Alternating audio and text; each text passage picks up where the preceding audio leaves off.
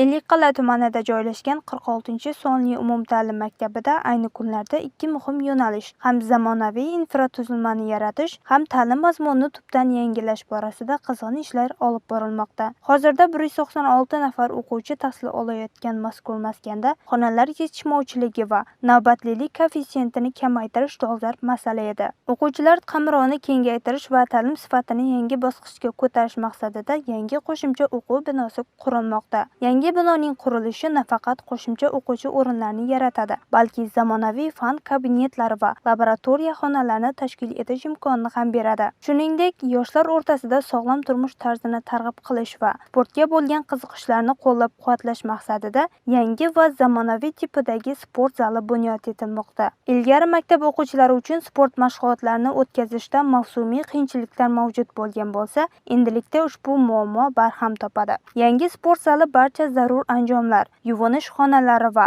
isitish tizimi bilan jihozlanib, o'quvchilarning yil davomida sportning turli yo'nalishlari bilan muntazam shug'ullanishlari uchun xizmat qiladi. Bu esa hududdan kelajakda chempionlar yetishib chiqishi uchun mustahkam poydevor bo'lishi shubhasiz. Quruvchilar tomonidan pardozlash va muhandislik tarmoqlarini tortish ishlari jadal olib borilayotgan ushbu inshootlarni yangi o'quv yilida foydalanishga topshirish rejalashtirilgan. Bizning 46-sonli umumyurtda ta'lim maktabimiz 2008-yilda ishga tushirilgan bo'lib, qurilgan bo'lib, unda bugungi kunda 196 nafar o'quvchi ta'lim olmoqda.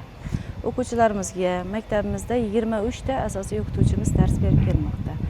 O'quvchilarimizning 11-sinf bitiruvchilarimizni 70% o'quvchilarimizda C darajada, B+ darajadagi fan sertifikatlari bor. Shuningdek, shu o'quvchilarimizga dars berayotgan o'qituvchilarimizning ham 80% o'qituvchilarimizda C daraja, B+ daraja, A darajadagi sertifikatlarga ega.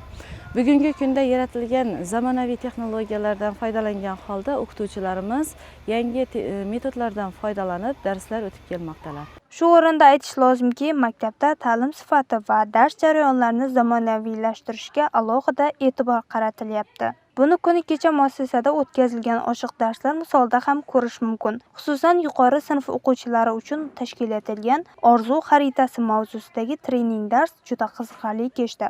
Interaktiv va zamonaviy pedagogik yondashuvlar asosida tashkil etilgan mashg'ulotda o'quvchilar orzu va maqsad jamoalarga bo'lingan holda o'z kelajak rejalarini taqdimot qildilar. Turli mantiqiy topshiriqlarni bajardilar. Bu dars yoshlarga nafaqat orzu qilishni, balki unga erishish uchun aniq strategik maqsadlar qo'yishni o'rgatdi. Shuningdek, tabiiy fanlar yo'nalishida o'tkazilgan hayvonlarning individual rivojlanishi mavzusidagi ochiq dars ham ko'rgazmali vositalar va innovatsion metodlarga boy bo'ldi. O'quvchilar biologik jarayonlarni maketlar va zakovat o'yinlari orqali chuqur o'zlashtirdilar. Shubhasiz, ta'lim muassasasida bir vaqtning o'zida infratuzilmani yaxshilash va o'quv jarayonlarini zamon talablariga moslashtirishga qaratilgan bunday tizimli ishlar chekka hududlardagi yoshlarning bilim salohiyatini oshirish, ularni aniq maqsadlar sari yo'naltirish hamda vatanimizga sodiq, barkamol avlodni tarbiyalashda muhim ahamiyat kasb etadi.